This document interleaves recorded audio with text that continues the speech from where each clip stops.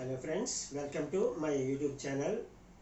ఈరోజు అసలు సీమంతం అంటే ఏంటి, సీమంతం ఎందుకు జరపాలి, దాని వెనుకున్నటువంటి ఆరోగ్య సూత్రం ఏంటనే విషయం గురించి మనం ఇవాళ తెలుసుకుందాం.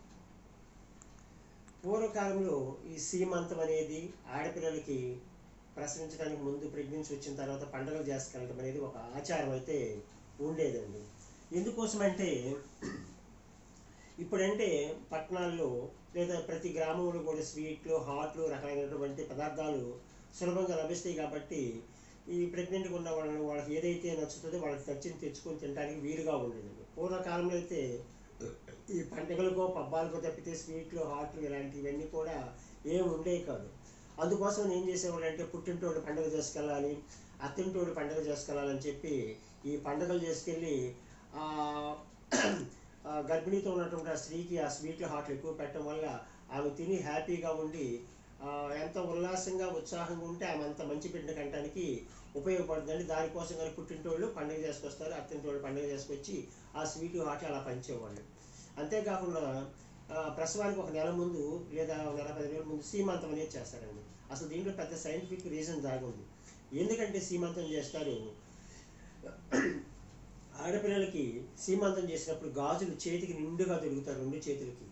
ఎందుకోసం దొరుకుతారంటే ఈ సీమంతం చేసేటప్పుడు ఈ చేతులకి వేసిన గాజుల యొక్క ఒత్తిడి నరాల మీద ఉండి వాళ్ళు ప్రసవించే సమయంలో బిడ్డను సుఖంగా ప్రసవించడానికి ఉపయోగపడుతుంది. దానికోసం అని చెప్పి సీమంతం విరిగి పెద్దవాళ్ళందరి చేత ఆశీర్వాదాలు తీసుకుంటూ గాజులు తొలిగి సీమంతం చేస్తారు. మనం చూసినట్లయితే కొండ జాతుల్లో కోయవాళ్ళు, లంబాడీళ్ళు వాళ్ళు ఇప్పుడు కూడా చూసినట్లయితే చేతులకి ఇక్కడి నుంచి ఇక్కడ దాకా ఫుల్గా గాజులు వేసుకొని ఉంటారు. వాళ్ళు ఉదయం 10కి వెళ్ళి సాయంత్రం ఇంటికి వచ్చేసి ఒక ఆసుపత్రికి లేకుండా చిన్న మంత్రసాలతోటి ఫ్రీ డెలివరీ అవుతున్నారు. కారణం ఏంటంటే వాళ్ళు చిన్నప్పటి నుంచి గాజులు వేసుకుంటారు. ఇప్పుడు మనకున్నటువంటి ఈ పిల్లలు, యువత ఎలా ఉన్నారు, ఒక గాజు, ఒక వాచి, స్టైల్గా ఉంటున్నారు. హాస్పిటల్కి పోయి మేము కనలేమని అంటే తల్లిదండ్రులు ఏం చేస్తున్నారు, కోసి ఆపరేషన్ చేయించి బిడ్డను తీస్తున్నారు. ఆ తర్వాత ఎన్ని ఇబ్బందులు పడుతున్నారండి, మీరు ఒకసారి ఆలోచించండి. అలా కాకుండా ఈ సీమంతం చేసేటప్పుడే కాకుండా చిన్నప్పటి నుంచి కానీ ఆడపిల్లలకు గాజు అలవాటు చేసి అది ఒక సాంప్రదాయం ఏర్పాటు చేసినట్లయితే ఈజీగా ప్రసవించడానికి ఉపయోగపడుతుంది. అందుకనండి 9 నెలల సీమంతం ఎందుకు చేస్తారంటే గాజులు ఎక్కువ వేసేస్తే ఆ గాజులు ఒత్తిడి నరాల మీద తగిలి ఈ నరాలు అనేది ప్రసవించేటప్పుడు గట్టిగా పుష్ చేయడానికి, బిడ్డను సులభంగా కంటానికి ఉపయోగపడుతుంది.